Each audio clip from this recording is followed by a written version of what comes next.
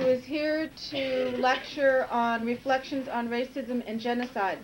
Professor Jager received his Ph.D. in 1967 from Duquesne University and Groningen in Holland, and has served as a full professor here at Sonoma State since 1971. So with that, I'd like to introduce Dr. Jager, and I'm anxious, as I'm sure we all, to hear his lecture on reflections on racism and genocide. Doctor? Thank you.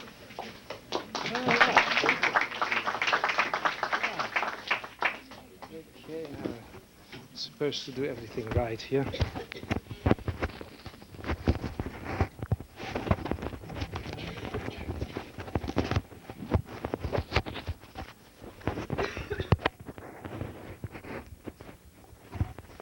This is the critical moment. I think it's all right, no? Yes, not okay. Can you hear me now? Everything? Yeah. This is the one that you need for here. Yes. All right. Good. Well, I really appreciate this chance to talk to you about a topic that it's been very close to my heart. I grew up in the Netherlands during the war years, and the war really left. Yeah. We got it. Oh, is it still not good? All right. Okay. Keep talking. Oh, all right. How's that? Is that better now? You can. Yeah. Okay. Now you can hear it. Yeah. Okay. So this this whole business about about racism and genocide and so forth. I mean, it has both a very personal and also a very and now also an academic sort of dimension. It is sort of interesting for me to experience the going and reflecting on these matters, not just simply in a personal way, but trying to find some kind of general scheme or some understanding from a historical perspective is very, very liberating for me personally too. Now, let me first just start off with some definitions, and I will and then I will just give you the let me see. I will just sort of give you the itinerary, of my research in this area. There's a certain itinerary that I'm following, and I'm not yet quite where I want to be with all this, but it is an itinerary, and it is interesting to me, and I hope to you. First of all, racism. We have to think about. We many times use racism just simply of intergroup aggression. If somebody doesn't like somebody and you say, well, he's a member of this group and I don't like that particular group, that it must be racism. We must be careful. So racism is not simply another term for intergroup aggression, but it refers to intergroup aggression within a specific cultural context in which the biological concept of race plays an important ideological part. If you do not have a particular kind of ideological conception of race, then whatever your particular hatred for groups of people might be is not racism, it is something else. I mean, it's quite possible to be very unreasonable towards other people, to be very obnoxious to other people without thereby being a racist if you don't know about if you just don't have a particular biological concept of race. So the hatred and aggression we humans feel towards others always seek justification within a given cultural context, and therefore they are historical forms of aggression. Our forms of aggression are not eternal essences. They are not eternal psychological sort of dimensions. They are always concretely expressed in a particular historical situation. So with hatred or aggression towards others, we always seek justification within our own given cultural context. For example, we might justify our aggression on moral grounds.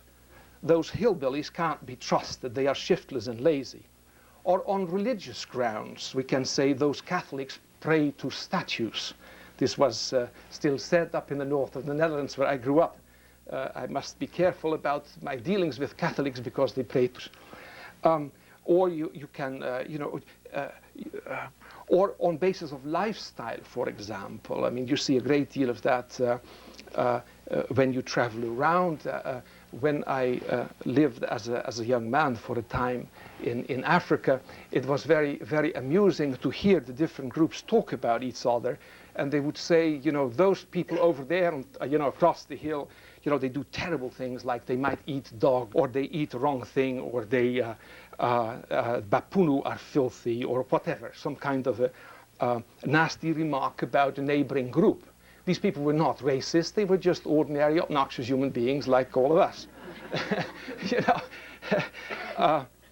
Or we can do it on the basis of politics. They're just a bunch of deranged peaceniks, or they're dumb conservatives, or whatever we want to do. I mean, these are remarks that in which we are, you know, disagreeable and certainly prejudiced to a certain extent, but they are not racist remarks at all. All of these prejudiced justifications for derogation and aggression, they are unpleasant and perhaps short-sighted. And we wish that they could be removed from human nature. It doesn't appear to be on the way to happening. But none of these prejudicial statements involves an ideology of race, and thereby falls the taste of racism. Human dislike for alien groups is as old as mankind, but racism is of relative recent origin. And since it has been so very led to such very virulent paths, I think it is important to know more about the entire history of this concept. I mean, that is like to locate it somewhere in you know, in the real world. Now, we should just not attempt to understand German racism and the Holocaust in terms of timeless and abstract psychological qualities such as aggression, and describe it with such platitudes as man's eternal cruelty to man. Racism should rightfully be understood as hatred for a collective other, but a hatred shaped specifically by the pseudoscientific ideology of race. Now, the racism of the Third Reich rested upon a foundation of imaginary biology, in the same way that the Holocaust depended for its execution upon a make-believe medicine. You will find that these, if you look particularly in the work of Lifton, for example, you see the very close associations between biology and medicine and racism and genocide. Okay, so our purpose then was through something like a historical analysis of racism and of the Holocaust. Well, it is to discover those elements within the general culture of the West that prepared the way for these horrors of the Third Reich.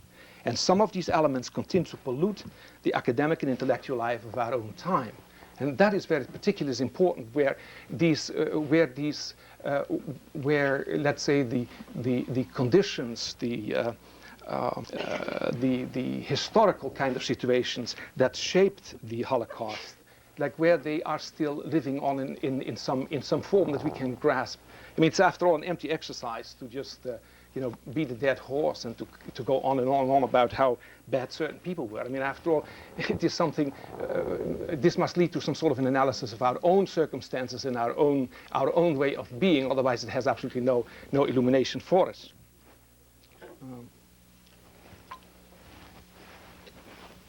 This is the antihistamines. They just it's the season again, you know. Now, the spirit in which such a historical analysis should be undertaken is not one of purely intellectual curiosity, but rather we should accept this task as a collective ethical task that responds to the needs that we bury the past and also mourn the unmourned dead and provide for them some place in our life where they may rest. Now, to find then the proper historical context for the terrors of those years, we first need to reflect on the fundamental cultural and religious problem of our relationship to others.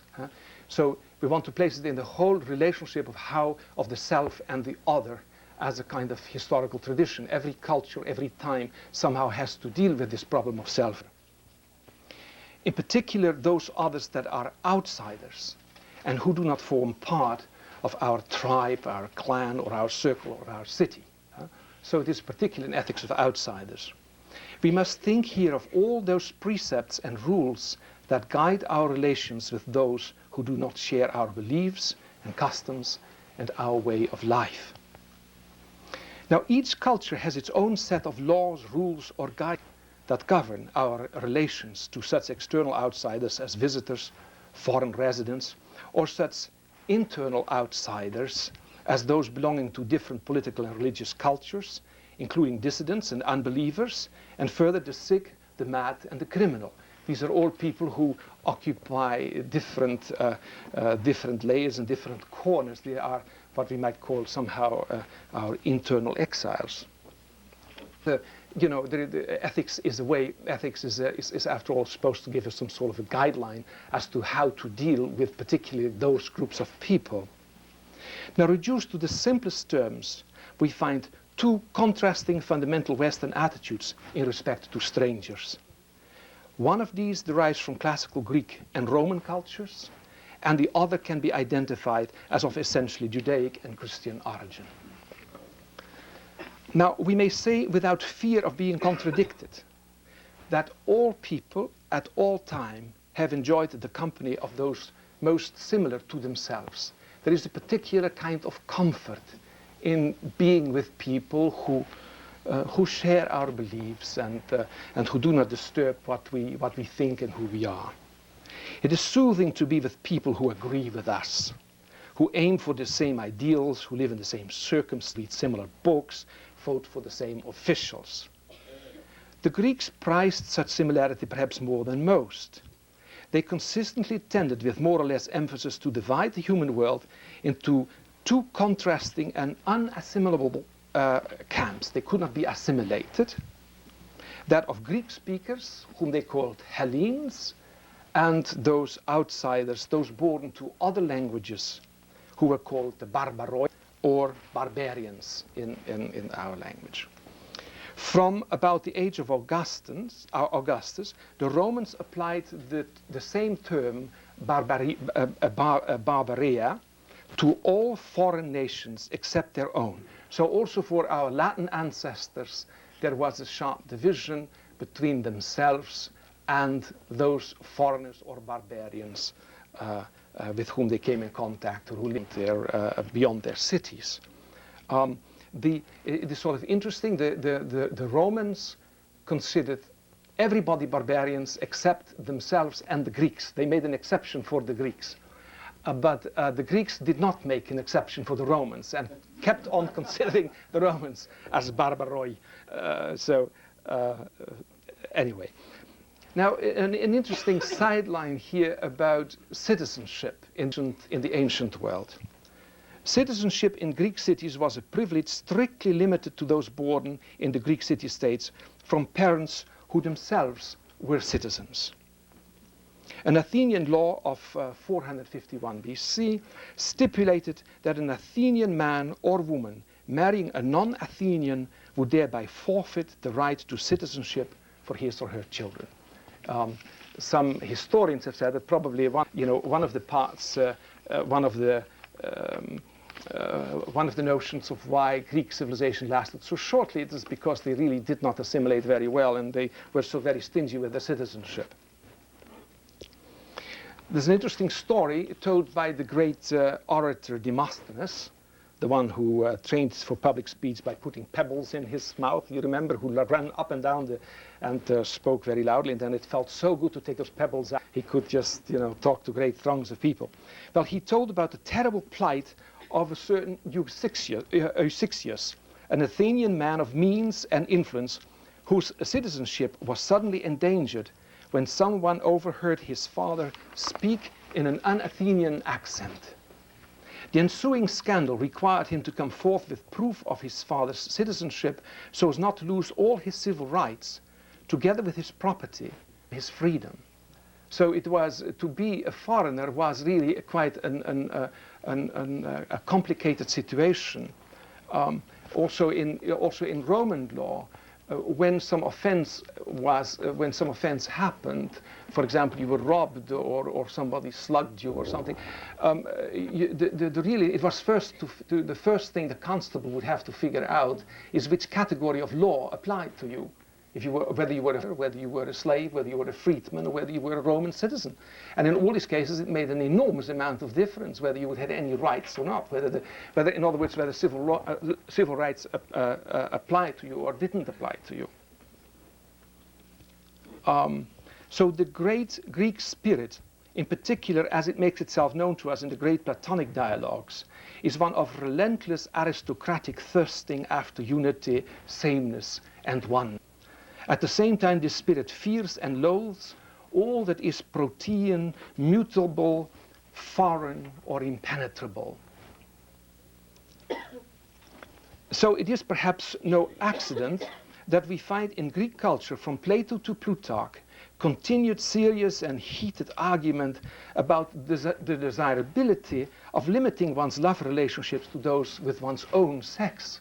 You can find very serious questions about this in Plutarch, for example, whether after all, because sameness was prized to such a very, very high extent. The original citizens of a commonwealth in the ancient world always believed themselves to be united by kinship in blood, and resented the claim to equality of privileges as a usurpation of their birthright, and that's why they were so very stingy with their the notion essentially was that the citizenship was something for people who were local and who were born there, and the others were just Johnny-come-latelys and tough luck. Okay. So, in the early Roman Republic, the principle of absolute exclusion of foreigners pervaded the civil law, no less than the Constitution. The denizen, that is the one, the denizen is the one who lives inside the city but is not a citizen. You know, that is not, the denizen is not the city, a citizen. He could not share in any institution coeval with the state. He could not have the benefit, this is, here I'm quoting Sir Henry Sumner, who wrote a very interesting book on ancient law sometime in the middle of last century, and it still keeps on being printed because it's such a very good and interesting. Well, he says, the alien or denizen could not have share in any institution, in any state institution. He could not have the benefit of the Queritarian law. He could not be party to the nexum. The nexum was really what we call contract, which was at once the conveyance and the contract of the primitive Romans. He could not sue by sacramental action, you know, by and etc. So he was outside of all those spheres. Now, we might say, if we sum this up, we might say that in general, that a classical conception of human affiliation, that is, of belonging together, is based on a very concrete similarity. It is a similarity of circumstances, of blood, and of birth. This is made evident in physical resemblance, such as we find it exemplified in blood relationships. Within this classical framework, companionable and pleasurable feelings are aroused by those who physically resemble us, who share with us the color of the skin, the line of the nose, the texture of the hair, and who moreover share our religious practices and speak in the same accents and cadences as we do, who eat the same food, enjoy the same leisure activities, will judge the world around us in ways that, if not identical, are at least familiar to us. Greek aesthetic sensibility did not clearly differentiate, as we do, between external and internal beauty, and the appreciation of or the enthusiasm for others was perhaps also, for a reason, more deeply rooted in physical and bodily traits. Now, if we move in thought from the splendid cities of ancient Greece, Rome, whose many achievements live on as part of the Western intellectual and artistic heritage, and turn instead our attention to the ancient Middle East and the history of our Jewish cultural ancestors, who were then called Hebrews, we find ourselves transported to a very different region of the mind and of the heart. It is from these ancestors that the Western world received its religious inspiration and its moral senses, as these are worked out in our Judeo-Christian heritage. Now, the strength, we might here think about this a bit, like what constitutes really like the strength, maybe the strength of Western civilization, its ability to overcome difficulties and to persist in time and to make it interesting for us to. The strength of this tradition, this viability and durability, has something to do with us being somehow of two minds, of us being somehow a very difficult kind of combination of these two very different kind of civilizations that somehow have to merge in our, or not merge, but that are somehow fighting in some corner of our mind, these different kind of tendencies. So the strength of our Western tradition, the viability and the durability of our civilization can be attributed to the paramount fact that we are culturally hybrids. That our cultural ancestors were on the one hand European, Egyptian and North African city dwellers, and on the other Middle Eastern nomads. To truly be Western tradition means unavoidably to incorporate this conflict of cultures and to use this conflict to generate forever new, even though provisional forms of cultural synthesis in which the aristocratic love of self and of those similar to ourselves does battle with a tendency to make place for those who are truly others. To deny either one of these tendencies means to betray our heritage. I think this is what many years ago I read a very interesting book by Salvador de Madariaga, and a famous book which is called La Guerra en la Sangre, or the Battle in the Blood, in which he describes the difficulty of a South American man who's partly Indian and belongs to the Indian traditions, and who's partly also westernized, and who has this incredible fight within him between these conflicting situations. And I think that is at the heart of that is really the strong point of our civilization too. Now, I want to draw your attention to an essay that has just been extremely important to me. It's an essay by the writer Cynthia Ozick, who wrote, for some of you who want to have some notes, I have a few that I can give to you. So if some of you might want to research something more, I have this for you.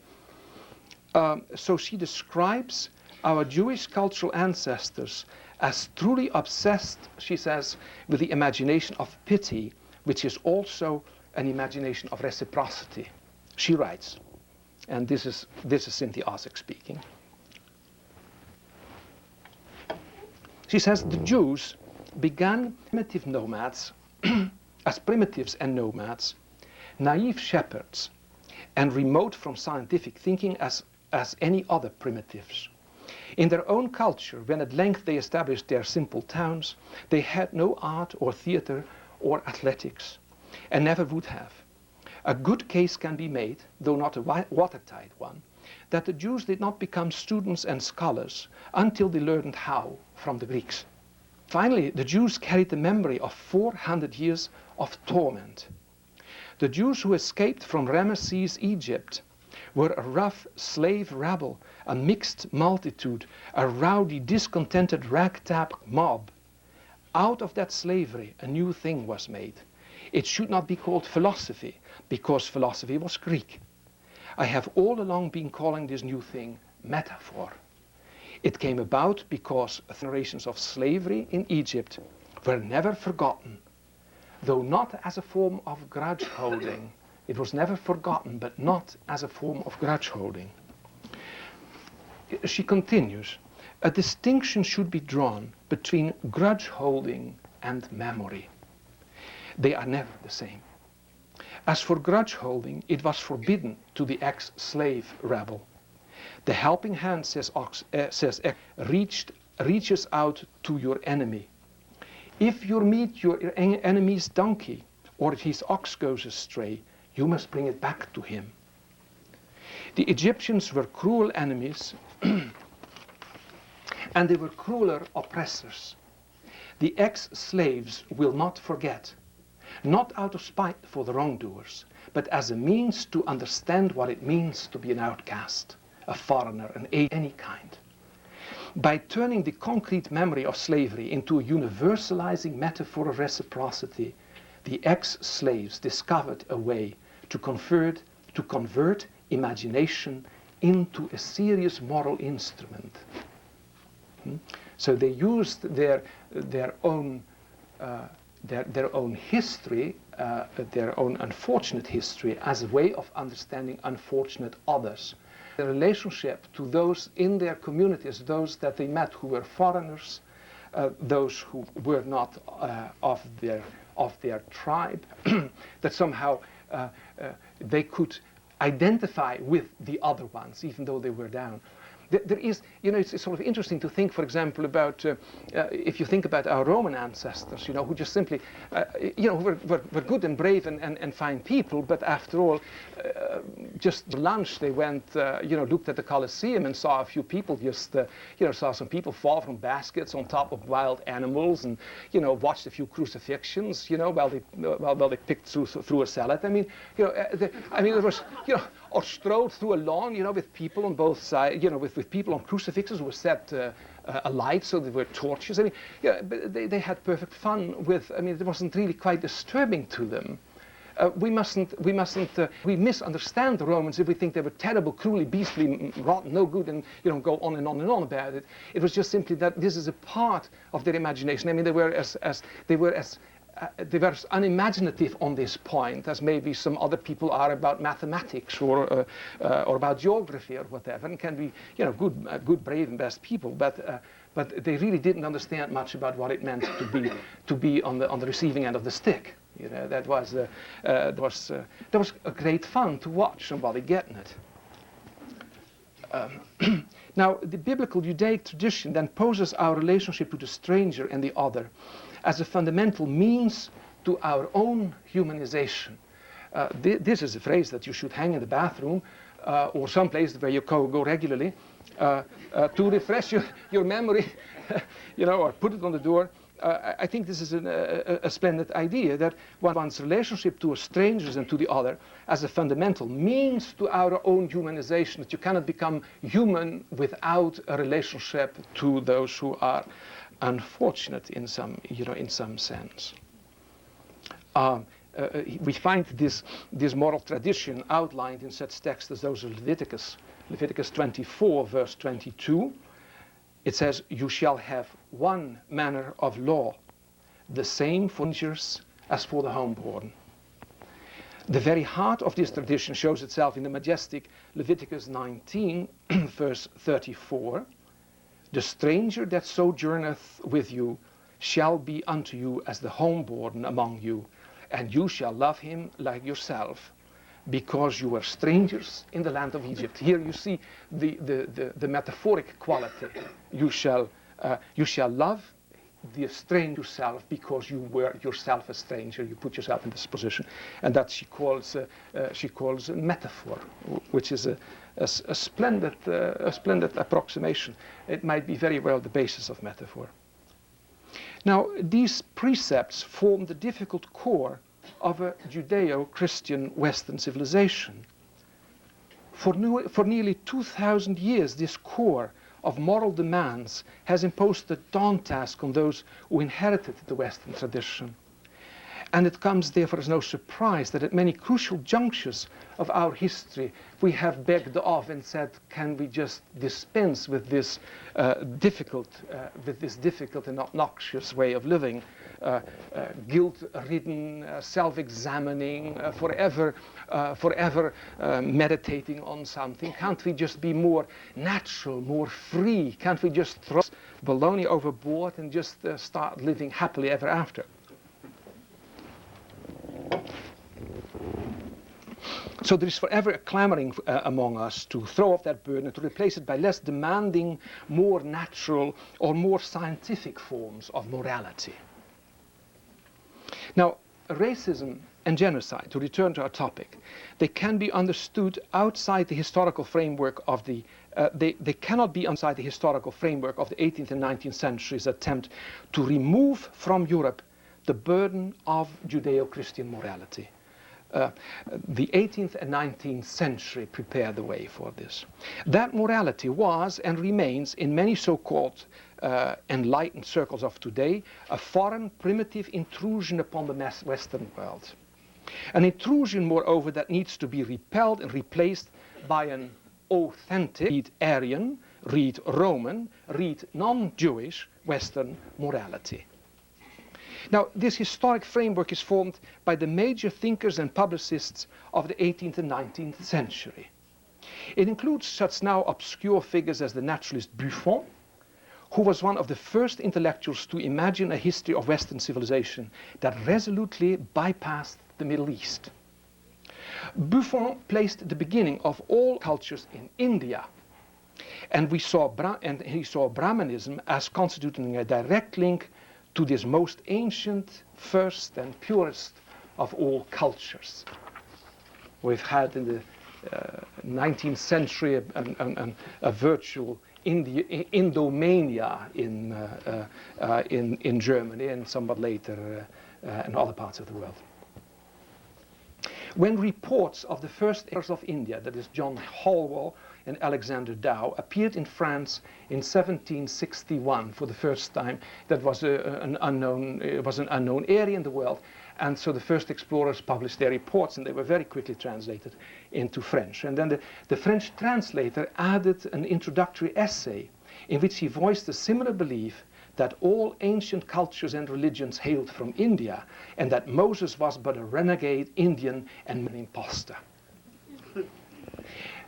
In a letter of December 15, 1775, to his friend Bailey, Voltaire, the beacon of the French Revolution and the publicist of enlightenment, he wrote the following: "I agree completely with you that it is not possible to imagine that so many people should have discovered at separate times and separate places the same knowledge, the same superstitions. This is possible if all this derives from a primitive nation that had undertaken to teach the rest of the world.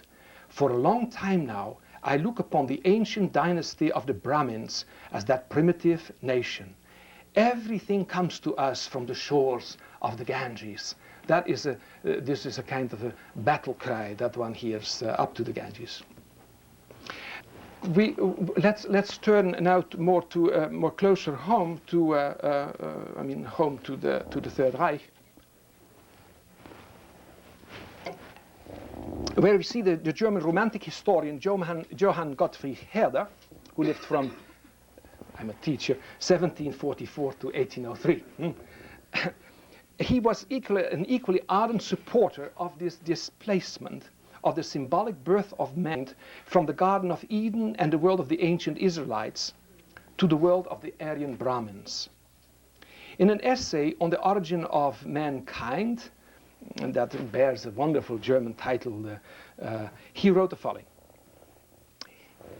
He said, Forget those regions where our predecessors have located the beginning of our world. Forget places like Arabia and Judea, or those borders of the Euphrates and the Nile, or the shores of Phoenicia or ancient Damascus, all places where people could have been born in the manner of rats and mice. Get ready instead to climb mountains and to soar to the summits of Asia. Here you see Romanticism in full bloom, soaring up mountains. In another essay, he reminds his readers on the following. This is still Johann Gottfried Herder. What pains have been taken to make us believe that all the nations of the world should have been derived from the land of the Hebrews, and to make all of us half-brothers of Jews. This view is mistaken, not only in the light of the historical chronology, but even by the biblical story itself. The nations, the languages, the kingdoms, all were established after the Great Flood, and without first waiting for the arrival of some emissary from a tribe from the region of Chaldea. Now, Chaldea is the birthplace of Abraham, the progenitor of the Jewish people. He said they were not, nobody waited for Abraham. In a very interesting essay by Polyakov, he summarizes his research as follows. This is This is Polyakov writing on the Aryan myth. He says it is as if Europeans of the Age of Enlightenment, once they were liberated from the biblical genealogy of Noah and his descendants, and once they decided to reject the common faith in the universal fatherhood of Adam, went in search of new ancestors. The developing knowledge of linguistics made it possible for them to name these ancestors by opposing Aryans to Kamites, the Mongols, and the Jews. So there was before of a larger historical struggle in which an older Judaic and Christian cultural frame, which maintained that all human beings shared in the common ancestry of Adam and Eve, and that all were created in the image of God, was being replaced by succeeding cultural frames promoted by an aggressive cultural elite that thought of itself as enlightened, scientific, rational, realistic, and above all, far too sophisticated to put their trust and religious ideas inherited from what was, after all, at one time merely a primitive tribe roaming the deserts of the Middle East. It would be most, to see where this sort of thing leads, it would be most instructive, for example, for anyone who's interested in these matters, to approach the study of the French Revolution, because we just have this Enlightenment just before it, to study the French Revolution as it was already practiced in the French Revolution. Nor can we linger here on the same strangely mechanized and industrialized aspects of the mass killings of quote-unquote enemies of the state. There is here an incident in a beautiful description. If any one of you is interested in this area, I would very much recommend Simon Sharma's Citizens, which appeared last year by Citizens. This is an immense and a wonderful study of the French Revolution. Mr. Sharma tells us the following. He says, citizens in the street around the Place des Terreaux, that was before it was really, I think, Place de la Concorde, the old name, or it was first was Place de these mass executions with a very little legal, some sort of a legal fig leaf about it, but mainly just killing masses. So then they killed them in mass execution by tireless firing squads. And where at times this proved not so efficient enough, the authorities resorted to so-called mitraillades, that is, in which as many as 60 prisoners were tightly roped together in package and then shot through with a cannon. These all happened already in the 18th century, for no other reason than to be to disturb the unity of the nation. In such a comparative study of, let's say, to see then the terror, the terror of the French Revolution as a first of what was to follow later on in Germany. If we make such a comparative study, we should also pay attention to the political use made in both instances of violent mob action in the street, directed in one instance to class enemies and in the other to racial enemies, but essentially people without any crimes under any statute. What is most important is that 1792, by Danton's devoted friend Fabre d'Églantine, we read the following. This is like exhorting the populace of Paris. Let us clear the ranks of these vile slaves of tyranny. In the town let the blood of traitors be the first Holocaust. And here is also the first historical use that I know of in this context is the word Holocaust. He says, le premier Holocauste, the first Holocaust for liberty. Read unanimity, read no opposition, read whatever. Liberty maybe, or maybe freedom from the tension within our culture between these two strands that I have mentioned. Now we arrive perhaps at the heart of the Holocaust when we listen to the fashionable young revolutionary intellectual Louis-Antoine Saint-Just, also 18th century, the great friend of Robespierre, trying to remove the doubts of the National Convention about the trial of their King Louis XVI. They had a very hard time trying Louis XVI because, well, what were you trying for? You see, it was very, very complicated. So they're sort of in a fix about it. In his brilliant oratory style, this Louis Antoine insisted that such a trial had in fact nothing to do with the guilt or innocence of a citizen. What was at issue was not guilt or innocence of a citizen, but simply his or her compatibility with the state. Now here we have an interesting sort of, it is like with keys, changing keys, where a person is condemned to death because he is incompatible with the state. What was required in this case was not some search for faults the monarch might have had or for misdeeds on his part. Rather, what concerned him was a much more simple and direct manner. All that was needed was, this is also a phrase by Louis Antoine Saint-Just, he points the way to Dachau and to Auschwitz. So what I've essentially done is not very much, but I've just simply tried to give you a kind of an outline or a kind of a survey, which makes it possible maybe to think about issues about racism and to begin to understand something about it.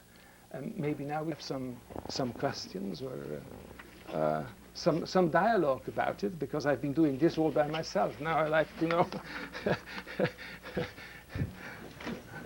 Could you help us to distinguish more closely and compare or see the relationship between phobia and racism?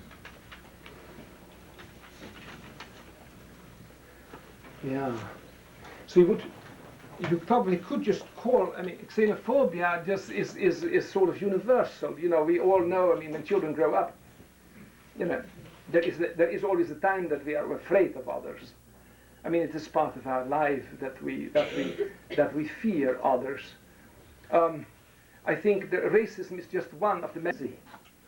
The alien is always what is a challenge. This is also what makes us study. Study is, after all, being continually moving into a direction of being confronted with what's alien to us, what we think is weird, and our struggle to learn there, our struggle even in the university, to learn something, has to overcome this fear of what is different from us. And so argue that racism is a form of xenophobia?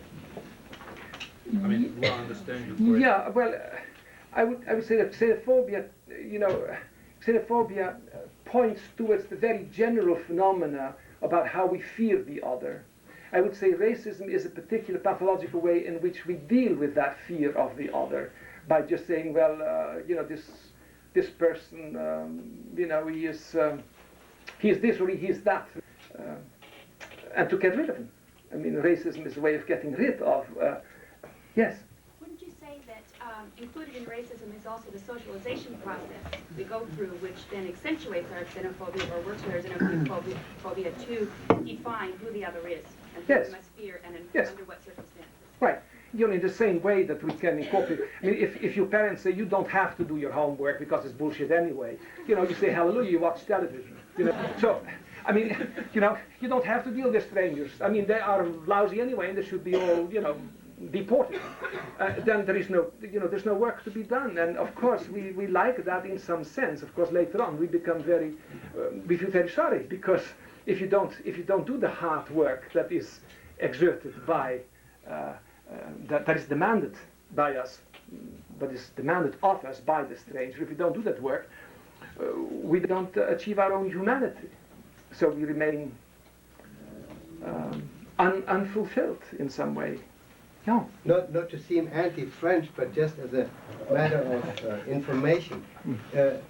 In the French national anthem, yes. After marchons, marchons, Yeah. sang impur. Le sang What impur. happens there? What's the impure blood supposed to do or not do? Yeah, well, how does it go the next? Of an océan comes after that. All right, what does that mean? Abreuve. That it would say, Abreuve. Abreuve, une océan. un sang impur.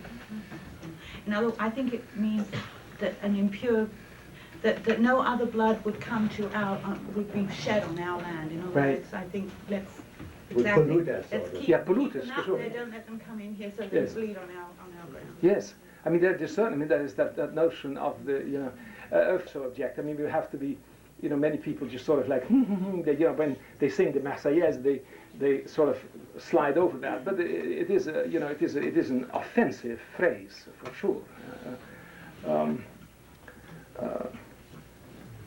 But part, I mean, if you start, my own anthem, my own national anthem. I mean, before I became an American, as a Dutchman, Dutch people are, reasonably okay people. But Stanza of the anthem. yes, it's interesting. Yes, It's a little yes. Would you say that the Holocaust of World War II is kind of unique in the fact that it was more based on racism as compared to other Holocausts? Because most other Yes. Holocausts involve, like Yes. French Revolution, sociological changes or Oh. intellectual Oh, differences, yes. that kind of thing.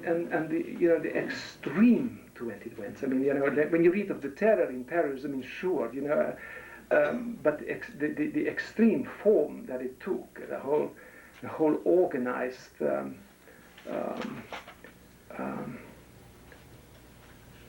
For sure, that is. We didn't hear what the person said that you were agreeing with. Yeah. You want to restate it? Sure. I was just making, I guess, a point of view saying that the Holocaust in World War II was unique in historical context to other Holocausts that have happened, in the fact that it was based in racism as compared to other ones that have been based in Yeah. intellectual or sociological changes. Right. Or political. Yeah, and of course also in a certain, I mean, it's very interesting for us to think, it's like how it could be plausible. I mean, like how do we go from step to step to make such a thing plausible? And it's quite shocking to read people in 18th, 19th century. I mean, how many really used race as a very determinative sort of quite shocking literature, about this as a category. But see, that would be only. But you see, it would be only possible within a kind of a culture in which biology had a very high prestige, and also you see what you have to think about is when you make an ideological use of biology. There's nothing wrong with biology. No? I mean, we like biology.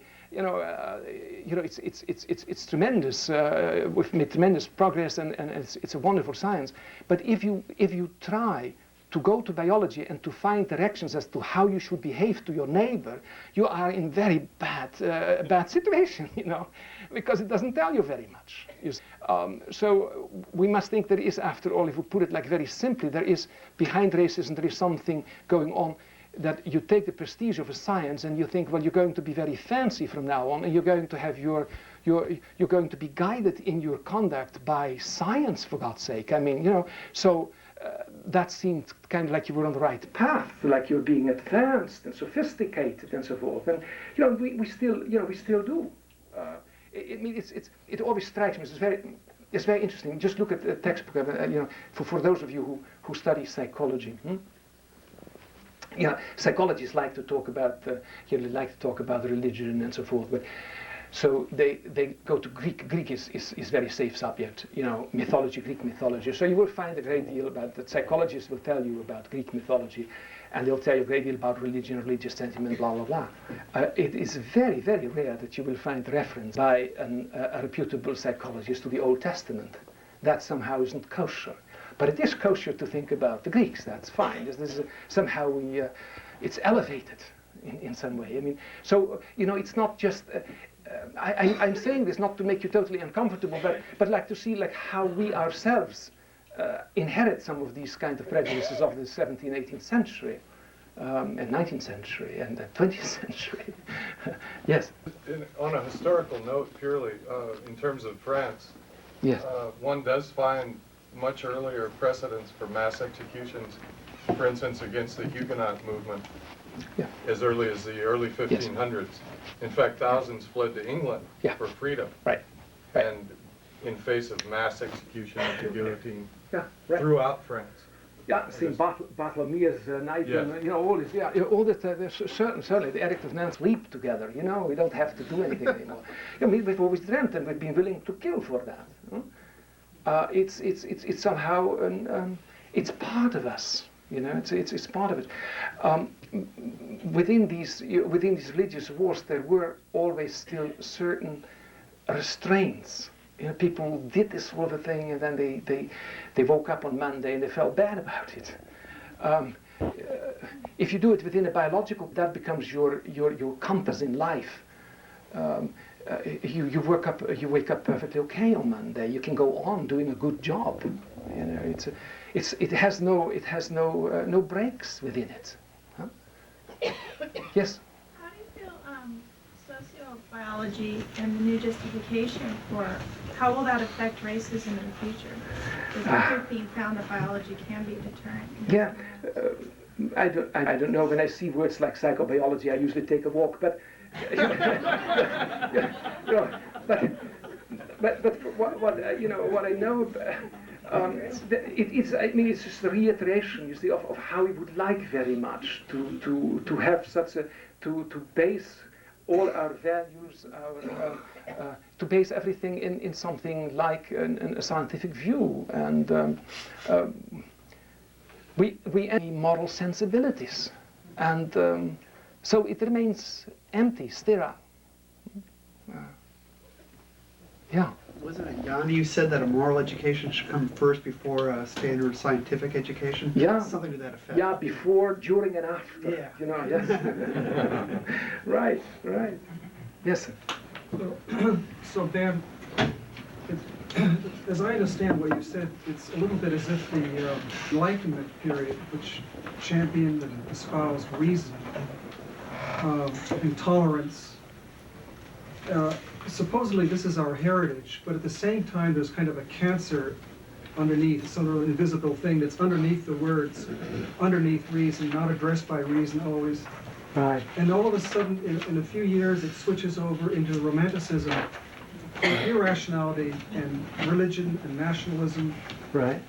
So the irrational begins to grow away from the reason. You have Right. enlightenment with reason, Yeah. and then you have romanticism, which is a kind of irrationality, which always seems to have been there all along. So Yeah. I don't know where I'm Yeah. going with this, but I've Yeah. always thought that I've always thought that romanticism contained the roots of racism, but your Yeah. talk lets me think that it somehow comes through. Oneness. It wants to see the whole world from this one perspective, which is very, very gorgeous. I mean, it seeks this incredible unity where everything can be derived like from one formula or from one, where everything will come together and gel, and we can just dance around and say, we've got it. This is how it all is. And excuse me. So, but the world of morality is always a very different one. I mean, it always ends up at least. Falling apart in many different kinds of people, many different kinds of opinions. Actual human life is always a mess. If you get your hopes up so much for this unity, then I think in despair, you just sort of start killing a lot of people, maybe, But doesn't irrationality thrive by the fact that rational reason is unable to see it? The refusal or the neglecting to use one's reason to look at irrational impulses like racism, genocidal impulses. It's that inability to look at it or refusal to look at it using reason that lets the irrationality take its course. Yeah. But it's maybe, it's maybe impossible, you see, to completely, it is as impossible to make the whole universe reasonable as it is to make us reasonable, because even after we've all made everything reasonable, it always turns out that we do some stupid thing. I mean, we're just not made that way. Yes, sir? Historical overlay predispose us to racism individually? Are we inevitably racist individually? I mean, out of the 60s grew this idea that this is a racist nation, and I don't know what that we're means. somehow tainted racist, and we can't, on an individual basis, rise above it somehow. Sounds like original sin. Yeah. So you can escape it. Yeah. How do you see that? Well, Can I rise above it, or am I inevitably racist? I like to think I can rise above it. yeah, I think we know why wouldn't you be able to? I mean, But I'm just curious how you feel. yeah, yeah. No, I don't feel that that we are inescapably racist. I think we are inescapably xenophobic. We are inescapable. We have within us the urge to be with what is the same, to have agreement, to have harmony, to to have a kind of a Garden of Eden. I mean, that's our collective dream and our collective madness. And in that sense, we are, in exempt. I mean, we like this.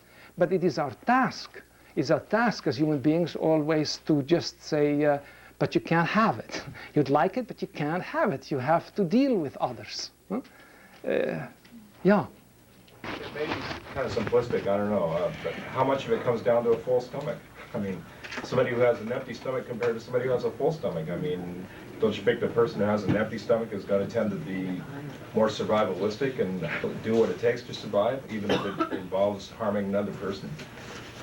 Yeah, but I don't think I've mentioned anybody with an empty stomach. I mean, we're talking about evil. I mean, who has the empty stomach? I mean, Wasn't that the problem in Germany?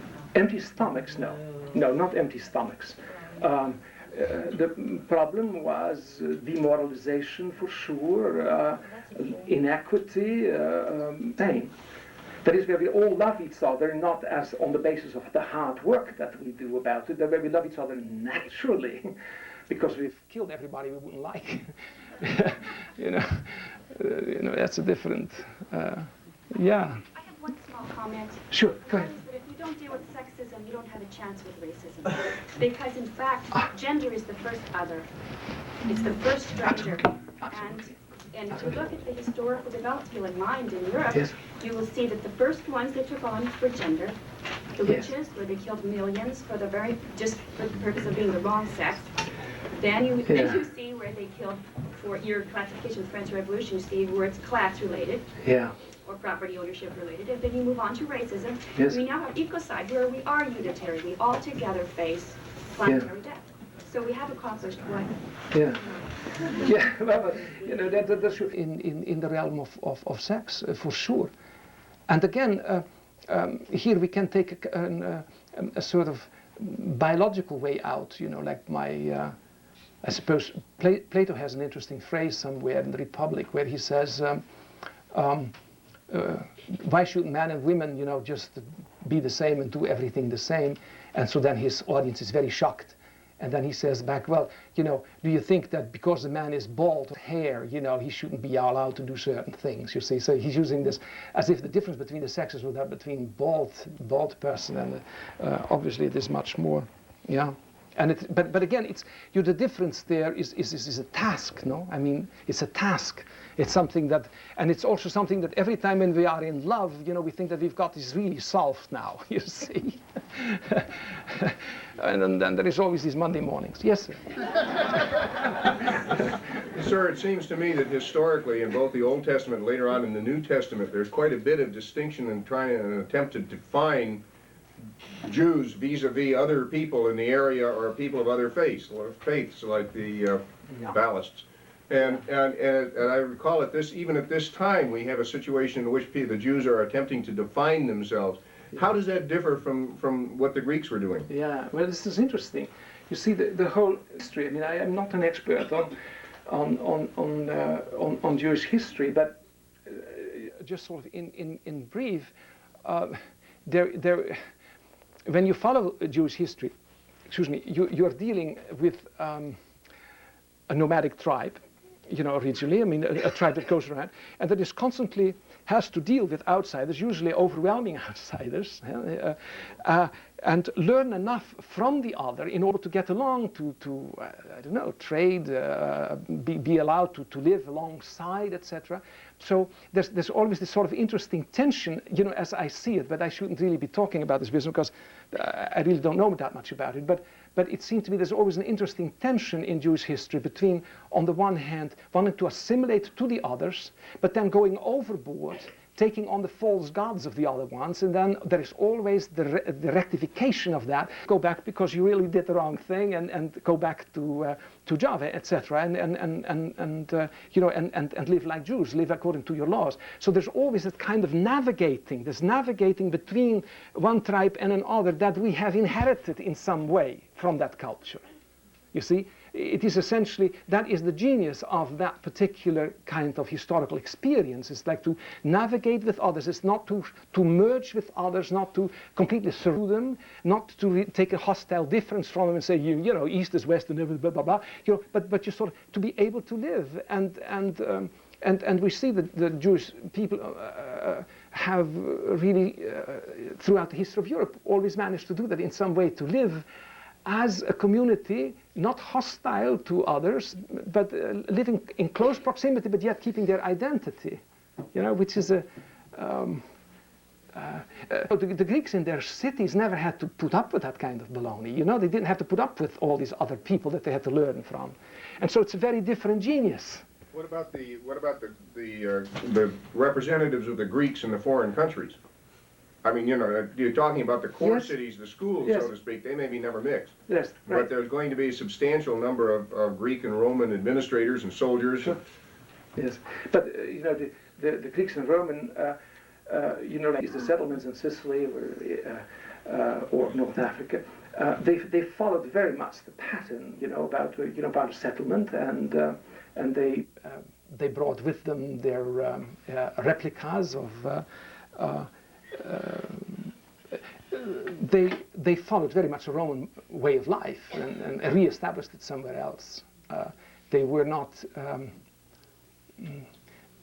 as they have a bearing about how we relate to the other. That's that is the final point of this. Huh? Okay. Yes, sir. Can I come back to the question of rationality versus irrationality and the relationship that may or may not exist between those two extremes of the spectrum and morality? Yes. I think naive to assume that to be moral is, among other things at least, to be rational.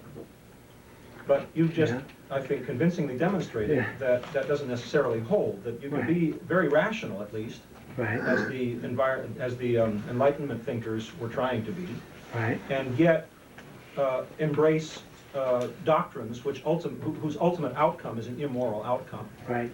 I would add to that in the response to the Enlightenment, namely in the Romantic period, in Germany and elsewhere in Europe, there were plenty of people who were as moral as you could imagine, who espoused sympathy and compassion and so forth, and lived that in their daily lives at the same time as they were writing some of those most beautiful, irrational, romantic poetry. Yes. So it seems to me that morality is of an entirely different sort. It's a different human faculty somehow, and I think, I wonder whether you would agree with me, that it's one that has been far too little studied, that we have a very, very limited moral vocabulary, while we have a pretty large scientific vocabulary and Kabbalistic or spiritualist or whatever you want to call the irrational counterpart to that scientific vocabulary. We've got lots of ways to talk about gradations of phenomena and gradations of inner states in those areas, but we have a very limited vocabulary for talking about of morality. Absolutely. And is there anything, I mean, does that trouble you? It really troubles me because it seems to me that one result of that is that we tend to assume that, well, we'll either act right or we'll act wrong. And we'll probably not act wrong because we never self-define ourselves that way. Whatever we do, it may cause immense suffering, but we've got ways of defining it as right. Witness current events. But but if only we had a better understanding, a better feel for all the different gradations of right and wrong and how they can interplay with each other. Right. It seems to me that somehow that ought to promote tolerance, understanding, a lack of, a tendency not to be so rash in our judgments of each other and so forth. Can you pick up on any of that at all? Well, yeah. It seems to me, that you're saying in a different kind of a key, what I've been trying to say, which is that we have in the university, that is the so-called sophisticated, blah, blah, blah, kind of discourse. It has access to categories such as a reason. It can be introspective. It can say all sorts of things about, we have a whole tradition about it. The categories of morality are Judaic, the Judaic side of it. They are not developed because we do not touch it in the university. Because the university itself embodies something of this classicism, going back to the classics and cutting out that other half. So, yeah, I think that it's just saying we lack a moral language when we cut out the Judaic part of our heritage. We have no way to talk. Right? Yes. Yes, sir. Bernd, I was just wondering, in terms of Sterling's question, then, in the way in which we pose the relationship between rationality and irrationality, are we already being classic? Yes, we are already there. We can't. It's absolutely impossible in psychology to talk about good and evil, or to talk about a choice. What we have to do is we have to talk about circumstances. What makes people criminal, and we have to always talk about something that fits within a Greek compass, so to say. If we just sort of, kind of foreshorten it too much. Yes. I think one of our problems is that we lump almost everything into irrationality except for the so-called rational. Therefore, we limit ourselves, except that we should be using irrational in a different way. Yeah. Not to mean the negative, not to mean women, not to mean the body, not to mean all the functions that are not allowed outside of the rational. Yeah. What we consider rational or reason. Yeah. But it's interesting about about Jung. One can say some very, very interesting, and one can say many interesting things about him, but it's still, it's still sort of interesting that he didn't catch, when Nazism was catching on, that he didn't catch it, that somehow he wrote about the German psyche and the Jewish psyche and so forth, and just really quite missed the boat, because it's again, I think, because of this very one. But almost everyone did, and yeah, right. We should maybe not always bring that up, but it grates. No. Yes. I wanted to make a point about racism being a very subtle thing, and sometimes it exists in our language, and we're not quite aware of it. Yes. A few minutes ago, you used the word black market. Yes. And like blacklist and blackmail and black magic, that's just another white lie. Yeah. And also, you've been talking about Greek people, like they invented science. The fact is that many Greek so-called enlightened people, Aristotle and some of the scientists, went to Egypt to study and learned philosophy and science from the African people. Yeah. Well, you see, I'm mentioning, Aristotle and the Greeks because we learned it from the Greeks. We didn't learn it from whoever he may have learned it from, but it is quite obvious that the Middle East, for example, that Greece is not does not start out of a vacuum. Huh? We all know that. As a matter of fact, so that's quite obvious. But now we have to be very careful again that we just don't fall in a kind of contrary error and say that now we must find all sorts of black pigmented people in order so as to, now we must go on a kind of a hunt for kind of particular, for people who have discovered things, but we have to have people who discover things with certain hair, certain feet, certain skin colors. That by itself becomes, in a way, if we do that, it becomes another way of emphasizing such basically irrelevant things, rather than just sort of let it wither away, you know. I'll agree with you. I think that one of the things we need to do is accept that knowledge comes from every part of the globe. Absolutely. And every culture has come up with some kind of contribution. Right. But in that sense, when we talk about what we know, we do just like musicians. The musicians have this wonderful sort of custom. A musician usually, a good musician usually traces his playing, traces his teacher, and then his teacher's teachers, and just goes all the way back. And then they like to end up with Mozart. And Polish and all the others that were Yes. there. Why are they never talked about? It's all the majority of the Jews. Well, if nobody ever talked about it, you wouldn't know about it. So, well, it's it's really people who just even touch the bare surface know this. It just simply reinforces the notion that the whole hostility was directed to others. But the Jews for Hitler to symbolize really the other more than anybody else. Huh? But all these other people too, they were all sort of outsiders, strangers, foreigners, gypsies, Jehovah's Witnesses, homosexuals,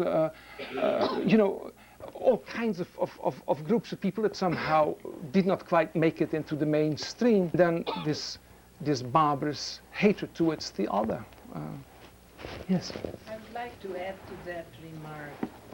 There was the others, Poles, the Czechs, which I'm one, right, and others were brought as slave laborers, right, not with the purpose of completely murdering and eliminating them from the face of the earth.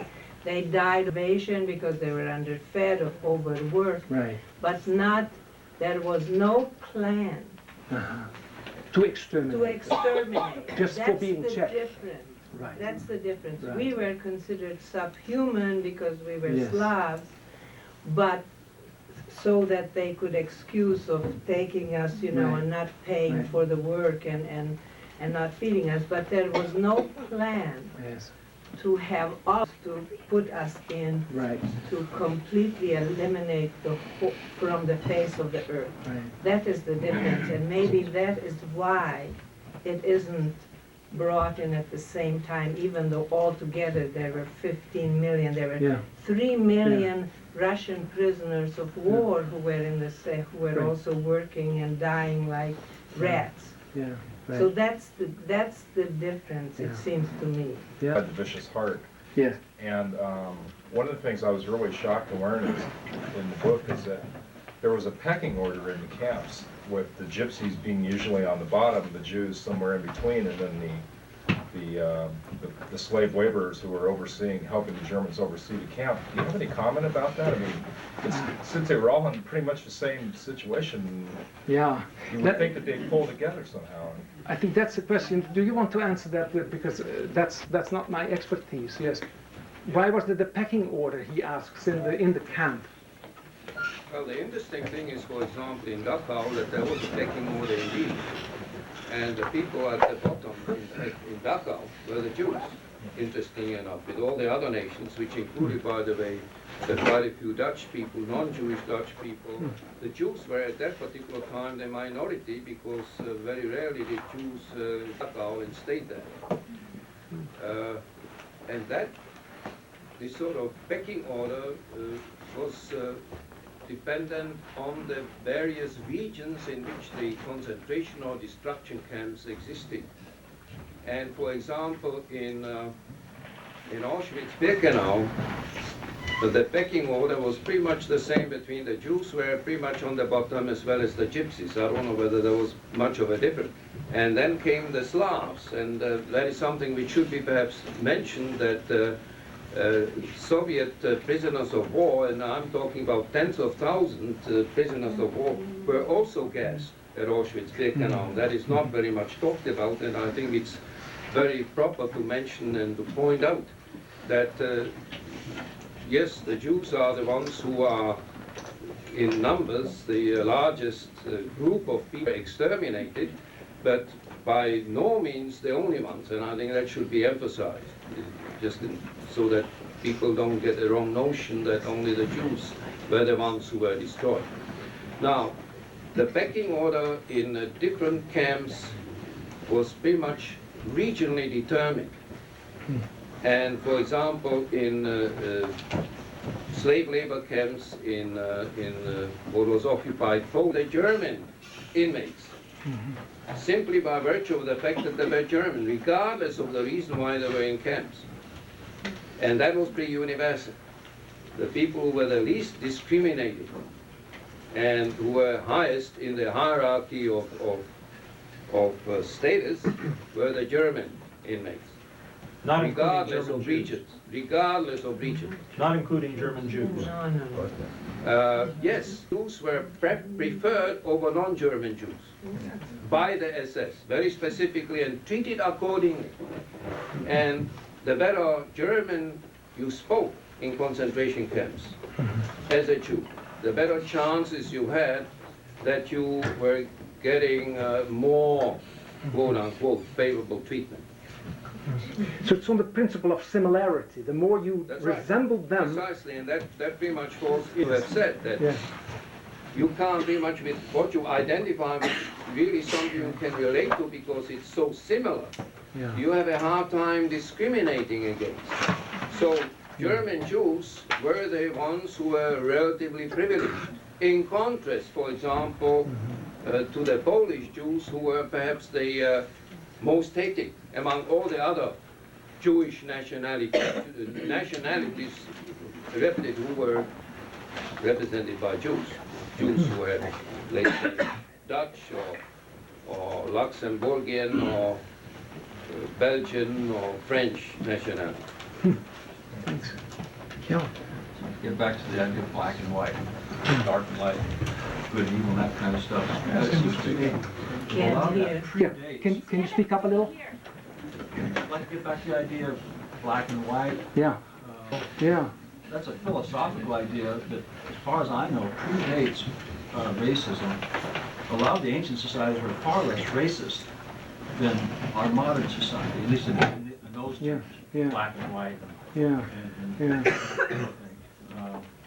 The idea that ancient societies were racist, I think, is less accurate than we are racist. Yeah. As a civilization. So I mean, you're essentially you're talking about how come that we have these sort of metaphors of black and mixed up a little bit. Racism has much to do with the ancient. No, I don't think so. No. Idea. Right. Good and evil. Right. No, I don't think that there is somehow an intrinsic connection that I mean, you know, if we just at the top of your head, just think about very few of us, but the notion of the darkness, of the dark and evil, is not that we necessarily forever have associated people. It's a more modern idea than an ancient. Absolutely, I would certainly think so. I would certainly think so. Yeah. Reminded me of a point that was brought up in the literature class that I had, that one author said, when we had this whole thing about black versus white races, he said, but whites aren't white, they're pink. That's absolutely right. So let's change our thinking over just to start there, that we're not absolute contrast. Yes. Now, it's very interesting. You know, when I came to this country for the very first time, which was sometime in the 50s when I made my first visit, and I took a course. I did not know English yet, and I took a course at the university, and I had to fill out this form. And at that time, for the first, they asked routinely in the. This was before the, before Dr. Martin Luther King and the civil rights movement. So, but we were on the edge of it, and I remember I had to describe. It said I think it said color. I'm not sure what it said. You had to put it. You had to put what it was. The whole business about color. Yeah. Yeah. That's like the application that asks for sex, and the person who fills it in says yes. Yeah. That's a good one. But that is also an ambiguous question, isn't it? I mean, in a way, when you, particularly if you do psychoanalysis. Yes. Bernd, Yes. I wanted to say that I was a little with your use of the first Holocaust with the French Revolution. Yes. And linked it to the Holocaust of the European Jews during World War II. Because I think the Holocaust that took place in France was essentially a political Holocaust. Yes. In a period of great political violence in which both sides were using extreme force to try to get their point of view over. Right. To connect to an issue that Phil raised, the so-called rational, at that moment, that they moved to the genocide. Now, your use of the Holocaust in France is a massacre. It's a political massacre that took place, including thousands of people. Right. That's fundamentally different to me than the genocide of World War II, where there was a deliberate effort to use violence in an irrational sense to destroy a whole people. Right. So it's not a good comparison, and I'm a little bit uncomfortable. Yeah, you're taken. I mean, you know, I agree. It wasn't really my choice. I mean, it wasn't I who linked. I mean, I didn't intend to link that event to the Holocaust, but I found it interesting that here for the first time is a spontaneous use of that term by a French participant in this revolutionary activity. In a particular, pardon? The Holocaust with a small h. Yes, absolutely. Yes, yes. Not genocide. Right. But it was, you see, that was chosen by this 18th century person to you know, to express himself in a kind of an environment that was sort of on the way to it. So I see it, you know, I was just trying to make a point that it is a precursor, but I mean, in no way would you want to, you know, make them equal. Yes. My question in response to that is, was part of the process of the Germans feeling like they were on top of the world the use of pointing the blame toward the Jews that created a unification with the German people? And that is part of the process, or no? Well, I'm not following you. He said that one was political and the other was a use of force, and there was no force necessary. Right. And my question was it a result, though, of the buildup of them becoming powerful? Yeah, but you see, and so forth. And some people are so insecure. I mean, they feel even with a couple of million, they feel, you know, they feel sort of, you know, close to the gutter. You know, so so it's a relative thing. I think one of the interesting things, if you talk psychologically, is about the incredible insecurity many times. I mean, about. I mean, the Nazi was a kind of pathetic figure in a way. You know, there was always this incredible external of force and forthright and marching, and they were all so manly and so powerful. But there was always, you know, at the heart there was always, I think, a very grave doubt. And certainly this is the case with Hitler. I mean, I think Hitler never really felt quite.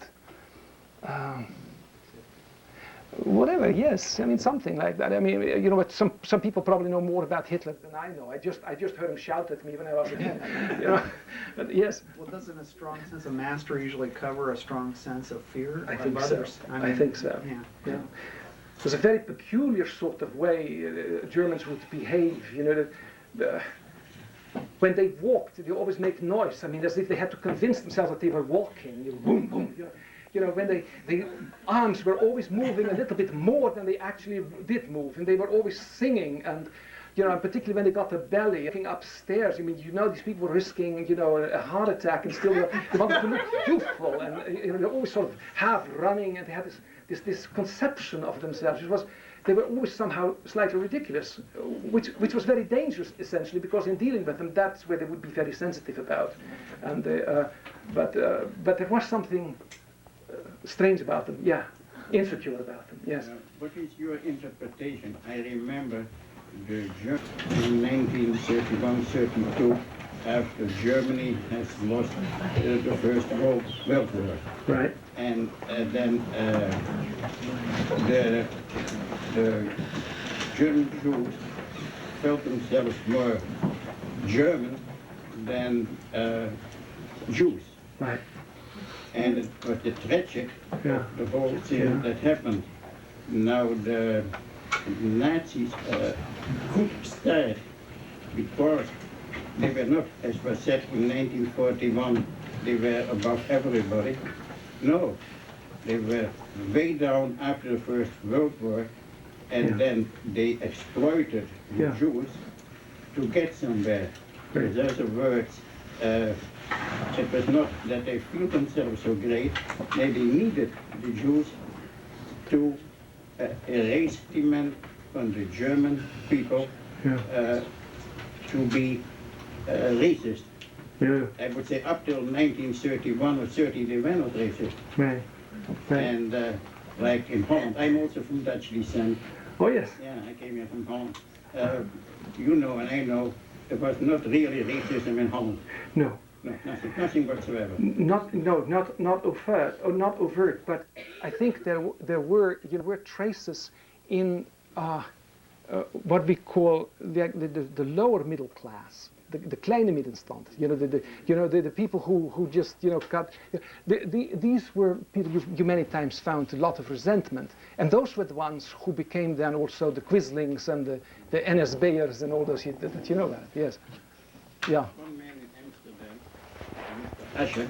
Oh yes. He had the biggest diamond land in Europe, and then he wanted to join a club in the government, in the Eerste Kamer. Yes. And he was turned down. But it was really an event. Yeah. And then later, he could join, but then he didn't want anymore. Right. Well, it's an interesting history. Okay, we have come. Yeah, just one more and then we go. Yes. Is there a story behind your comment that Hitler yelled at you as a child? Well, I don't know what story. I mean, you heard this on the radio. We were not allowed to have radios during the war, but they gave us loudspeakers, and then they controlled centrally the station, so we couldn't listen to the BBC. You see, so we had these speakers, and then I think you only could turn them very low or high, and they were blaring. I mean, when Hitler was there, they were really blaring at you. I mean, that's my childhood. Yeah. Okay, thank you very much.